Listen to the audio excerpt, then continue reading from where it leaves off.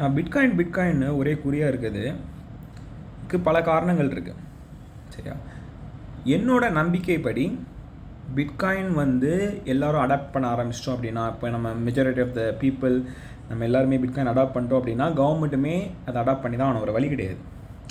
So நம்ம எல்லாருமே adapt பண்ண ஆரம்பிச்சிட்டோம் அப்படின்னா, நாட்டில் இருக்க மெஜாரிட்டி ஆஃப் த ப்ராப்ளம்ஸ், பாவர்ட்டியாக இருக்கட்டும், பசி, பஞ்சம், பட்னி, என்ன சொல்கிறது, பொல்யூஷனு, இது எல்லாமே குறைஞ்சிரும். ஓகே, ஸோ இந்த பொல்யூஷன் குறையுன்னு சொல்கிறதுக்கு இது வந்து கொஞ்சம் ஈஸியாக எக்ஸ்பிளைன் பண்ணலாம். ரியல் எஸ்டேட்னால தான் பொல்யூஷன் வந்து அதிகம். ஓகே, நீங்கள் கார்னாலேயோ இண்டஸ்ட்ரினாலேயோ பொல்யூஷன் வந்து கிடையாது. ஓகே, இதை அண்டர்ஸ்டாண்ட் பண்ணுறதுக்கு கொஞ்சம் திங்க் பண்ணி பாருங்கள். இப்போ ரியல் எஸ்டேட் இப்போ ஏன் வந்து ஒரு பர்டிகுலர் சென்டர்லேயே எல்லா டெவலப்மெண்ட் நடக்குது? ரைட். இப்போ மக்கள் வந்து நார்மலாக வாழணும் அப்படின்னா உங்களுக்கு என்ன தேவை? ஸ்கூலு, காலேஜஸ்ஸு, ஹாஸ்பிட்டலு, அதுக்கப்புறம் சாப்பாடுக்கு தேவையான மார்க்கெட்ஸு, ஸோ இந்த மாதிரி ஒரு சில திங்ஸ்லாம் தேவை. இது எல்லாமே ஏன் வந்து ஒரு பர்டிகுலர் ஒரு சென்டர்லேயே வந்து டாமினேட் ஆகுது? அதாவது இப்போ சென்னை எடுத்துக்கிட்டிங்கன்னா சென்னையில் தான் மெஜாரிட்டி ஆஃப் டெவலப்மெண்ட் நடக்குது. வேலைவாய்ப்பு அங்கே மட்டும் தான் இருக்குது. ஏன் வேலைவாய்ப்பு வந்து ஸ்ப்ரெட் அவுட் ஆக மாட்டேங்குது? ஓகே, ஸோ இதுக்கு வந்து எப்படின்னா, இது யார் வந்து இந்த ப்ராப்பர்ட்டியை வந்து ஓன் பண்ணுறாங்க, யார் வந்து மணியை பிரிண்ட் பண்ணுறாங்க? நீங்கள் ஒரு வாட்டியும் கடன் வாங்கும்போது புதுசாக வந்து இந்தியன் மணி வந்து பிரிண்ட் ஆகுது. ஓகே, சர்க்குலேஷனில் எக்ஸ்ட்ரா மணி வருது. ஸோ கடன் மூலமாக தான் இந்தியன் மணி சப்ளை இன்க்ரீஸ் ஆகுது. யாருக்கு கடன் அட்வான்டேஜஸாக கிடைக்கும்? இப்போ நீங்கள் கடன் நார்மலாக கடன் வாங்குறீங்கன்னா உங்களுக்கு எத்தனை % வட்டி போடுவாங்க?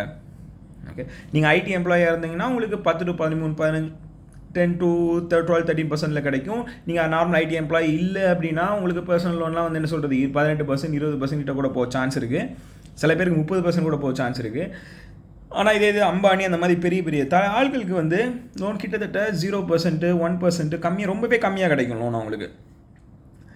இப்போ அவங்களால வந்து ஒரு ரியல் எஸ்டேட்டோ லேண்டோ எல்லாத்தையுமே ரொம்ப ஃபாஸ்ட்டாக வாங்க முடியும். ஓகே, கம்மியான வட்டிக்கு. லிட்டரல் அது வந்து கம்ப்ளீட்லி ரிஸ்க் ஃப்ரீ.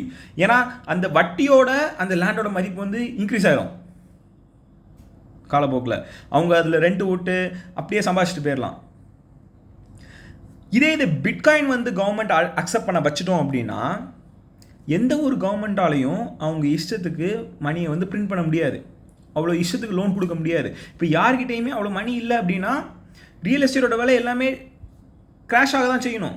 இப்போ ஏன் ரியல் எஸ்டேட் ஏறிட்டே போகுது? ஏன்னா எல்லோரும் லோன் கொடுத்துட்டே இருக்காங்க. எத்தனை பேரால் லோன் இல்லாமல் ஒரு வீடியோ, ஒரு அப்பார்ட்மெண்ட் ஏதோ வாங்க முடியும்? யாராலையும் வாங்க முடியாது.